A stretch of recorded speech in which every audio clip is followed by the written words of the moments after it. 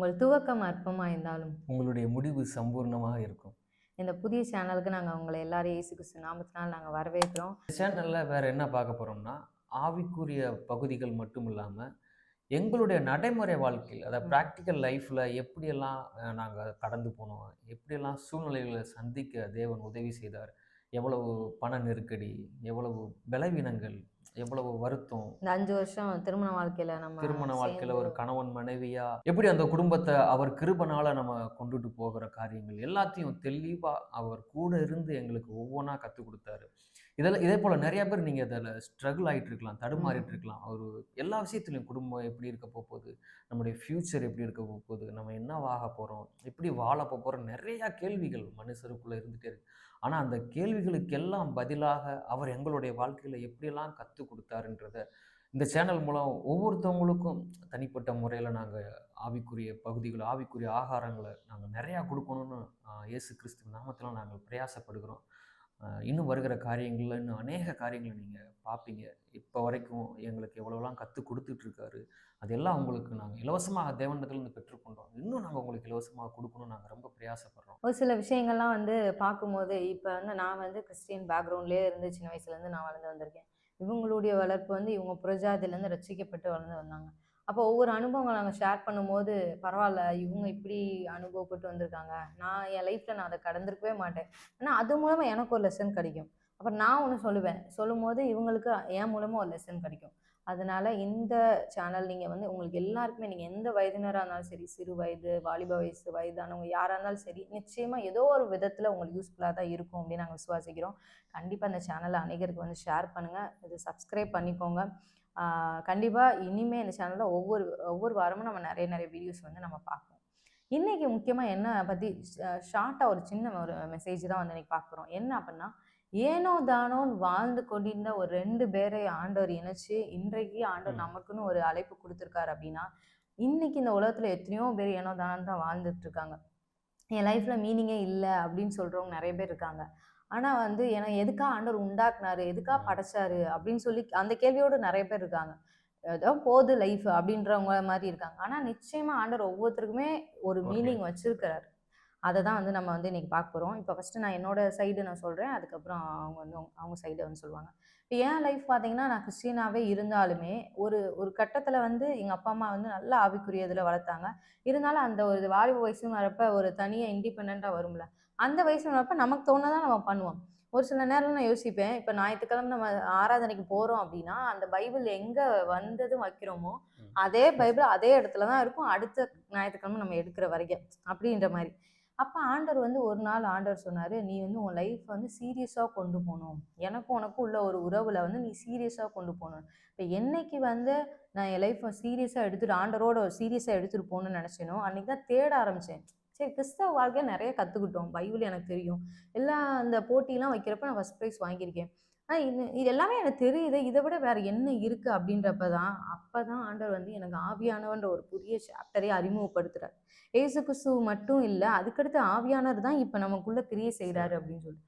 அப்புறம் தான் பென்னிகின் புக்கெல்லாம் நான் எடுத்து படிக்க ஆரம்பிச்சேன். குட் மார்னிங் ஹோலி ஓ! ஸ்பிரிட். பரிசுத்த ஆவியானவரே காலை வணக்கம். அப்ப அந்த புக்ல படிக்கும்போது தான் அதுக்கு முன்னாடியே நான் அபிஷேகம் பெற்றுட்டேன். நான் அந்நிய பாஷையெல்லாம் பேசுவேன். ஆனா ஆவியானவருக்கும் எனக்கும் ஒரு தனிப்பட்ட உறவே இல்ல. ஸோ அந்த காலகட்டத்தில தான் ஆவியானவர நான் அழைச்சு, ஆவியானவர் இனிமே நீங்க என்னை நடத்தணும். அந்த புக்க வாசிச்சு, அது மூலமா நெறைய கத்துக்கொண்டு, அப்புறம் என் லைஃப் ரொம்ப மீனிங்ஃபுல்லா ஆச்சு. இது எல்லாத்தையும் ஒரே வீடியோல சொல்ல முடியாது. இனி வர வீடியோஸ்ல ஒண்ணு ஒண்ணா நம்ம பார்க்கலாம். எப்படியெல்லாம் ஆண்டவர் நம்ம வாழ்க்கைய அர்த்தமுள்ளதாய் மாத்துறாருன்னு. மொத்தத்தில என்னுடைய வாழ்க்கையில என்னைக்கு ஆவியானவர் வந்தாரோ ஏன்னா இயேசு கிறிஸ்துவ நான் பிறப்புலேருந்தே நான் அறிஞ்சு தான் வச்சிருக்கேன். பைபிள் எனக்கு நல்லாவே தெரியும். ஆனா ஆவியானவர் வரும்போது என்னுடைய ஒவ்வொரு நாளுமே ரொம்பவே மீனிங்ஃபுல்லா மாறுச்சு. என் அழைப்பு என்னன்னு நான் தெரிஞ்சுக்கொண்டேன். என் ஊழியம் என்னன்னு தெரிஞ்சுக்கொண்டேன். எல்லாமே அதுக்கப்புறம் தான் என் வாழ்க்கையே அர்த்தமா மாறுச்சு. இப்ப இவங்களுடைய சைட்லருந்து நம்ம கேட்கலாம். எந்த ஒரு பாயிண்ட்லருந்து உங்களுடைய லைஃப் ஏனோ தானோன்ற ஒரு வாழ்ந்த வாழ்க்கை ஆண்டவர் அர்த்தமாய் மாற்றினார்? என்னுடைய வாழ்க்கையில எப்படி என் தேவன் இடைப்பட்டார்ன்றது, அது யோசிக்க முடியாத ஒரு காரியம் தான். என்னையும் நீங்க தெரிந்தெடுத்துக்குவீங்களா? என்னையும் நீங்க நேசிக்கிறீங்களா? என் மீதும் நீங்க அன்பு செலுத்துவீங்களான்னு சொல்லிட்டு, அவ்வளவு ஏன்னா எல்லாராலும் நிராகரிக்கப்பட்டாச்சு. சொந்த பந்தமா இருக்கட்டும், உலகத்தா இருக்கட்டும், வேலை பார்க்குற இடம், எல்லா இடத்துலயும் குப்பைய விட கேவலமா தூக்கி எறியப்பட்ட ஒரு சூழ்நிலை அந்த காலகட்டங்கள்ல. வேண்டாத தெய்வம் இல்லைன்னு சொல்லுவாங்க. அதே போல் நம்ம பிறந்து வளர்ந்ததெல்லாம் மதுரை சைடுனால அங்கே ஃபுல்லாமே கோவில் மாநகரம் தான். ஆனால் ம். எனக்கு அங்கே சுற்றி எனக்கு போதிக்கப்பட்டது, வளர்க்கப்பட்டது எல்லாமே நான் ஃபுல்லாக கோவில் மாநகரனால ஒரு கோயிலை நான் விடுறது கிடையாது. அப்படி வெறித்தனமான பக்தி வைராக்கியம்னா யார் என்ன சொன்னாலும் நான் அவ்வளோ கோவம் வந்துடும். நான் போய் கும்பிட்டுட்டு இருக்க அந்த தெய்வத்தை சொல்லிட்டா. அப்படி ஒரு சின்ன வயசுலேருந்தே எனக்கு வளர்க்கப்பட்டாச்சு. என்னுடைய பாட்டி, தாத்தா, என்னுடைய அம்மா, அப்பாலாம் அப்போ எனக்கு சொல்லிக் குடுத்தாங்க. "இது தான்டா உனக்கு காப்பாத்த போறாங்க. இவங்க தான்டா, இவங்க தான்னு" சொல்லி நான் எனக்குள்ள அப்படி சின்ன பிள்ளையிலேருந்து ஊட்டி ஊட்டி வளர்த்தா என்ன ஆகும்? அப்படியே நானும் கத்துக்கிட்டு வந்துட்டேன். ஒரு காலகட்டத்தில பயங்கரமான சூழ்நிலை. என்ன ஆகப்போ போறோம்?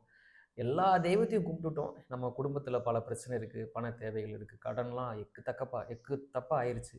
அது ஏற்கனவே நான் யூடியூப் சேனல்ல ஜாஸ்மில சொல்லியிருக்கிறேன். இருந்தாலும் இதில நான் இன்னும் அதிகமா ம். அதில சொல்லாத இன்னும் எக்கச்சக்கமான காரியங்கள உங்களோட நான் சேர்ந்து பகிர்ந்து கொள்ளணும்னு ஆசைப்படுறேன். எப்படியெல்லாம் அவர் கூட நின்று ஏன்னா வசனம் சொல்லுது, "ஆபத்து காலத்தில என்னை நோக்கி கூப்பிடு, நான் நான் உன்னை விடுவிப்பேன்." விடுவிப்பேன். அந்த வசனத்தின்படி நீ என்னை மகிமைப்படுத்துவாய்ன்னு அப்படி தத்ரூவம் நடந்துச்சு. ஏன்னா நான் அந்த ஊர்ல எல்லா இடத்துலயும் நான் போய் வேண்டாத இடம் இல்ல. அந்த ஊர சுத்தி எல்லா இடத்துலயும் எந்த தெய்வமாவது என்னைய காப்பாத்திராதா? ஏன்னா சாகப் போற நிலைமையில அது இன்னும் நான் தெளிவா உங்களுக்கு சொல்றேன்.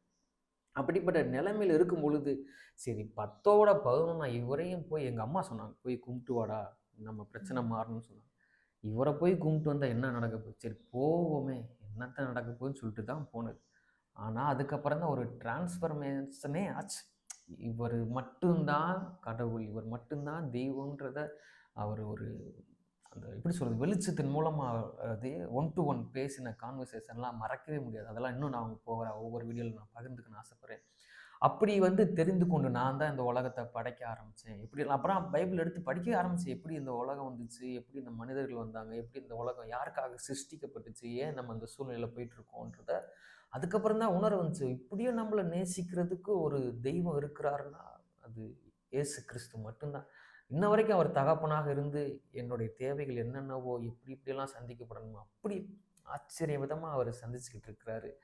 அ அந்த மாரி காரியங்கள் தான் எப்படியும் என் வாழ்க்கை முடிஞ்சு நான்லாம் இறந்து போயிருப்பேன். உங்ககிட்ட பேசிக்கிட்டு இருக்கிறதுக்கு முன்னாடி எப்பயோ முடிஞ்சிருக்க வேண்டிய ஒரு உயிர் தான். ஆனா, அவர் அத காப்பாத்தி, அவர் பிள்ளையா மாத்தி, அவருக்காக வாழ வச்சு, பல சூழ்நிலைகள் போகாரு. ஆனா எல்லாத்துலயும் அவர் கூட இருந்து, இதே மாரி அநேக பிள்ளைகள் இன்னும் இருக்காங்கடா என் பிள்ளைங்க.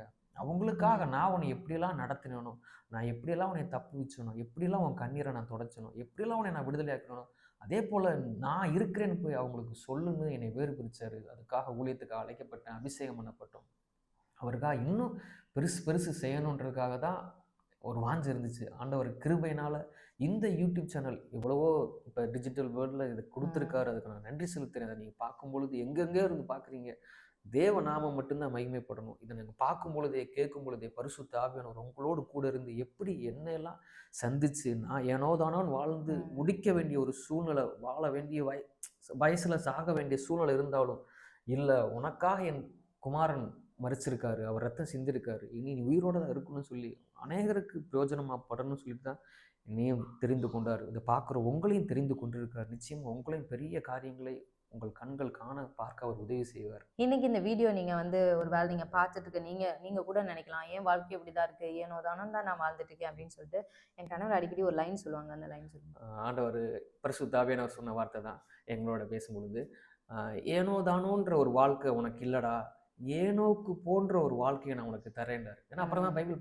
பைபிள்ல ஏனோக்குன்னு ஒரு மனிதர் இருக்காரு. அவர் எப்படி வாழ்ந்தாருன்றது படிக்கும்பொழுது ஆச்சரியமா இருக்கும். ஏன்னா தேவனோடு சஞ்சரிச்சுக்கிட்டே குழந்தைகள் இருந்துச்சு, வேலை பார்த்தாரு, எல்லாமே இருக்கும் பொழுது அவர் எப்படி தேவனோடு ஒரு உறவோடே இருந்தாரோ, அந்த மாரி ஒரு வாழ்க்கை தான். ஏனோ தானோன்னு வாழ்க்கை நம்மளுக்கு கிடையாது. ஏனோக்கு போல நமக்கு வாழ தான் நம்ம தேவன் அழைச்சிருக்காரு. ம். இன்னைக்கு எல்லாருமே உங்க மனசுல சொல்லுங்க, "இனிமே என்னுடைய வாழ்க்கை வந்து ஏனோ தானோன்ற வாழ்க்கை மாரி இருக்காது. ஏனோக்கு போல ஒரு வாழ்க்கை தான் இருக்கும்." அப்படின்னு. இந்த வீடியோ முடிக்கிறதுக்கு முன்னாடி ஒரே ஒரு வசனம் வாசிச்சுக்கிறோம். ஆதியாகமம் 5ஆம் அதிகாரம் 24ல இருக்கு. "ஏனோக்கு தேவனோடே சஞ்சரித்துக் கொண்டிருக்கையில் காணப்படாமற் போனான். தேவன் அவனை எடுத்துக்கொண்டார். எடுத்துக்கொண்டார்." அதனால் நிச்சயமா ஆண்டவர் வந்து உங்களுடைய ஏனோதானோன்ற வாழ்க்கை எப்படி எங்களுடைய வாழ்க்கையை ஒரு அர்த்தமான ஒரு வாழ்க்கையா மாற்றினாரோ, இனிமே உங்களுடைய லைஃப்பையும் ஒரு மீனிங்ஃபுல்லா மாத்துவார் அப்படின்னு நாங்க விசுவாசிக்கிறோம். அதுக்காக நாங்களும் வந்து ஜெபிச்சுக்கிறோம். நீங்களும் வந்து ஜெபம் பண்ணுங்க. ஆண்டவரே என் வாழ்க்கையை அர்த்தமுள்ளதா மாற்றுங்கன்னு சொல்லி நிச்சயமா கர்த்தர் இயேசு கிறிஸ்து ஜீவனை கொடுக்க தான் வந்தார். அதனால உங்களுடைய வாழ்க்கை நிச்சயமா அர்த்தமாய் மாறும். இன்னொரு வீடியோல உங்களை சந்திக்கிறோம். கர்த்தர் உங்களை அபரிவிதமாக ஆசீர்வதிப்பாராக. ஆமென். ஆமென்.